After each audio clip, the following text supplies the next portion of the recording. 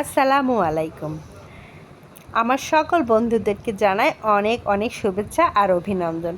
বন্ধুরা, সামনে আমার ভিডিওটা আসলে একটু লাইক আর সাবস্ক্রাইব করে দিবেন, খুব খুশি হব। আমার যেদিন খুব শরীরটা খারাপ লাগে, কিছু রান্না করতে ইচ্ছা করে না, সেই দিন এই সহজ রান্নাটা করে ফেলি, মানে ডিম ভুনা। আমার বাচ্চারা খুব পছন্দ করে।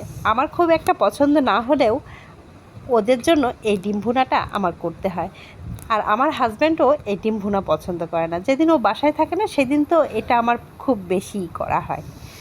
যাই হোক, আমি ডিম আর আলুটাকে সিদ্ধ করতে দিয়ে গোসল করতে চলে গিয়েছিলাম। এদিকে এসে দেখি ডিম আর আলু আমার সিদ্ধ হয়ে গিয়েছে।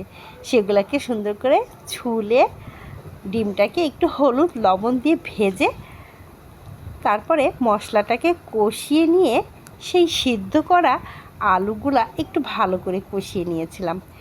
আর মশলা কি কি লাগে সেটা তো আমরা সবাই জানি। এখানে তেল দিয়েছিলাম, পেঁয়াজ দিয়েছি, আদা রসুন বাটা, গরম মশলার ফল, ডাল, তেজপাতা, হলুদ, লবণ, মরিচের গুঁড়া দিয়ে ভালো করে মশলাটাকে কষিয়ে নিয়েছি। তারপরে কেটে রাখা, মানে সিদ্ধ করে রাখা সেই আলুগুলো এর ভিতরে দিয়ে দিয়েছি। দিয়ে একটু করে কষিয়ে নিয়ে, খুব বেশি পানি দেব না, কারণ এটা আগে থেকেই সিদ্ধ করা আছে, সেজন্য আমার খুব বেশি পানি দেওয়ার দরকার নেই। 1 কাপ, মানে চায়ের কাপের 1 কাপ পানি দিয়েছিলাম। দিয়ে ভালো করে মিশিয়ে নিলাম।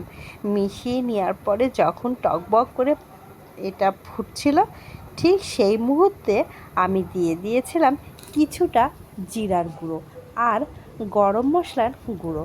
মানে এটা আমার আগে থেকেই করা ছিল। গরম মশলার গুঁড়োটা আমি সবসময় এগুলা কমপ্লিট করেছি।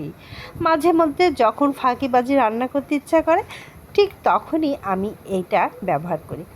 আর সিদ্ধ করা ডিমগুলো দিয়ে একটু শুকানো শুকানো ভাব হয়ে এসেছিলো, তখন নাবিয়ে ফেললাম। এই যে আমার সেই সুস্বাদু ডিম ভুনাটা হয়ে গেল, আলহামদুলিল্লাহ। এবার আমার সন্তানদেরকে খেতে দেব।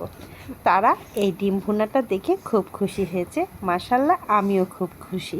আপনারাও চাইলে এরকম ঝটপট রেসিপি করে ফেলতে পারেন বাড়িতেই।